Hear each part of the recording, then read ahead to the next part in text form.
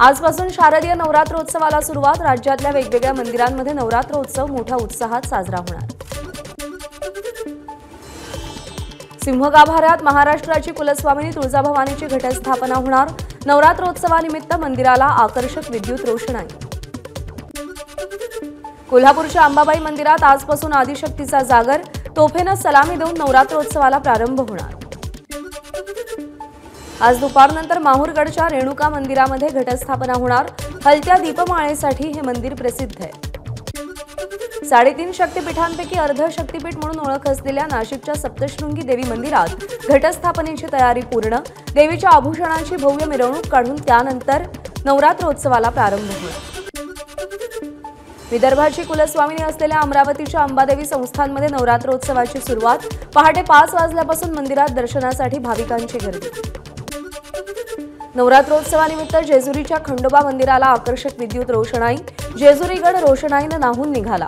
रोषणाईची खास ड्रोन दृश्य एबीपी माझाच्या प्रेक्षकांसाठी। यवतमाळमध्ये नवरात्रोत्सवाला आजपासून सुरुवात। देखावे पाहण्यासाठी अन्य जिल्ह्यातील भाविकांची गर्दी। यावर्षी जिल्ह्यामध्ये 2871 दुर्गोत्सव मंडळ मूर्ती स्थापना करणार। ठाण्याच्या टेंभी नाका परिसरात जय अंबे मां सार्वजनिक नवरात्रोत्सव मंडळाच्या देवीच्या आगमनाची तयारी पूर्ण। नवसाला पावणारी दुर्गा दुर्गेश्वरी अशी या देवीची ख्याती। बीडच्या अंबाजोगाईतील योगेश्वरी मंदिरात आजपासून नवरात्रोत्सवाला प्रारंभ। 5 लाखांपेक्षा जास्त भाविक दाखल होण्याची शक्यता। मंदिराला आकर्षक अशी विद्युत रोषणाई। विदर्भाची कुलस्वामिनी अंबादेवी आणि एकविरा देवीच्या नवरात्रोत्सवाला आजपासून सुरुवात। मंदिराला आकर्षक रोषणाई। पालघरच्या दापोली गावातील रेणुका मंदिरात महिलांकडून सजावट। शारदीय नवरात्रोत्सवानिमित्त मंदिराला सजावट। नवरात्रोत्सवानिमित्त काढण्यात येणाऱ्या श्री शिव प्रतिष्ठानच्या दुर्गामाता दौडला आजपासून सुरुवात होईल। दौडला 35 वर्षांची परंपरा। भाजपच्या वतीनं यंदाही काळा चौकीतील अभ्युदयनगरमध्ये भव्य मराठी दांडियाचं आयोजन। दरवर्षी 5 दिवस चालणारा हा उपक्रम या दिवशी 7 दिवस चालेल। शरद पवारांची राष्ट्रवादी नवरात्रीचे 9 दिवस धरणं आंदोलन करणार। महिलांच्या मुद्द्यावर 9 दिवस 12 ते 3 दरम्यान निषेध। सरकारला महिलांच्या प्रश्नांसंदर्भात जाब विचारला जाईल। एकनाथ शिंदे पुन्हा मुख्यमंत्री व्हावे यासाठी देवीकडे साकडं घालणार। संकल्प प्रतिष्ठानचे अध्यक्ष रवींद्र फाटक यांचं वक्तव्य। बदलापूर प्रकरणामधील शाळेचे ट्रस्टी तुषार आपटे आणि उदय कोतवाल ठाणे पोलिसांच्या ताब्यात। कल्याण कोर्टामध्ये आज सुनावणीसाठी हजर केलं जाईल। उद्धव ठाकरेंची आज दुपारी 1 वाजता शिवसेना भवनात पत्रकार परिषद। विधानसभा निवडणुकीच्या अनुषंगानं पत्रकार परिषद होत असल्याची माहिती। निलेश राणे शिंदेंच्या शिवसेनेत प्रवेश करण्याची शक्यता। नारायण राणे मुख्यमंत्री शिंदेंच्या भेटीनंतर राजकीय चर्चांना उधाण। निलेश राणे कुडाळ मालवणचे शिंदेंच्या शिवसेनेचे उमेदवार असण्याची शक्यता। विधानसभेत माझ्यासाठी 3 सीट सोडा। बहुजन विकास आघाडीचे आमदार हितेंद्र ठाकूरांचं सगळ्या पक्षांना आवाहन। आपला कोणत्याही पक्षाशी संबंध नाही, जे मदत करतील त्यांना आम्ही मदत करू, हितेंद्र ठाकूर यांचं वक्तव्य। महाविकास आघाडीचा मुंबईतील 36 जागांपैकी 23 जागांचा तिढा सुटला। ठाकरे गट 13, काँग्रेस 8, शरद पवार पक्ष 1 आणि समाजवादीला 1 जागा। वांद्रे पूर्वच्या जागेवर काँग्रेस आणि ठाकरे गटाचा दावा। अकोला पश्चिम मतदारसंघाच्या जागेवरून महाविकास आघाडीमध्ये रस्सीखेच। काँग्रेसकडे अकोला पश्चिम विधानसभा मतदारसंघ जाण्याची शक्यता असताना ठाकरे गटही या जागेसाठी आक्रमक।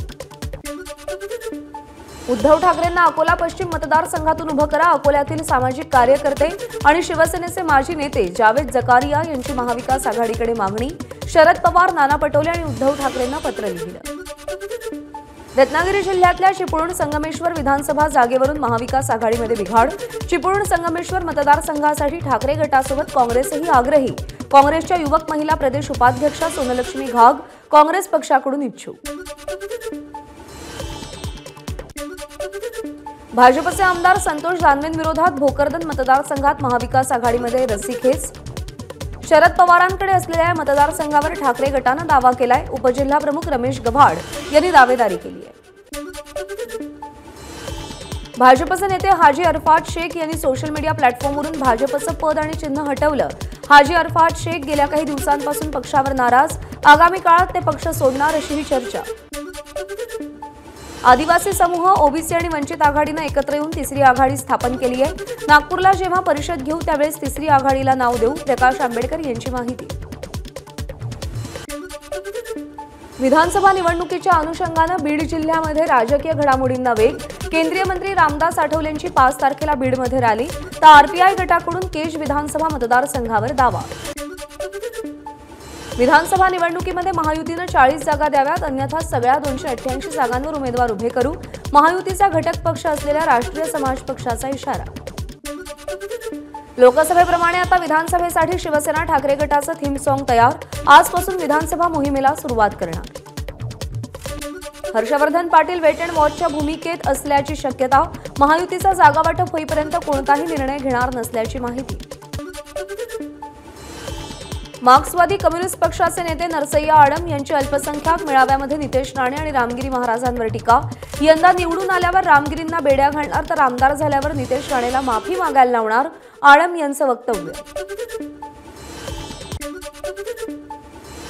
राहुल गांधी जातनिहाय जनगणनेची मागणी करतात, पण त्यांचे महाराष्ट्रातील वतनदार ओबीसींचं आरक्षण ओरबाडून खातात, लक्ष्मण हाकेंची टीका.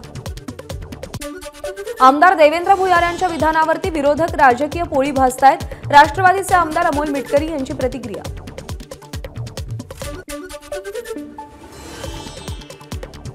मंत्री छगन भुजबळ धमकी प्रकरण. मोबाईलवर मेसेज करून अश्लील शिवीगाळ आणि धमकी. बीड जिल्ह्यातून आरोपीला अटक.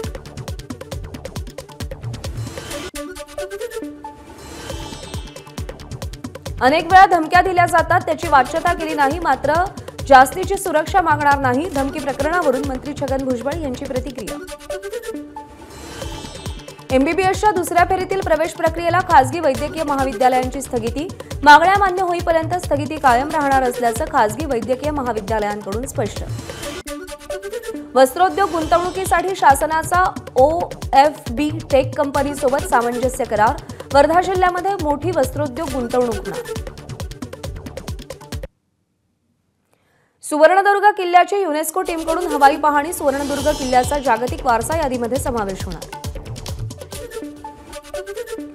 लाडक्या बहिणींना बोनस. नोव्हेंबरचे पैसे ऑक्टोबरमध्येच मिळणार. परळीमध्ये उपमुख्यमंत्री अजित पवार यांची माहिती. बुलेट ट्रेनसाठी महाराष्ट्रातील शिळफाटा इथं 21 किलोमीटर लांबीचा भारतातील पहिला भूमिगत समुद्राखालचा बोगदा.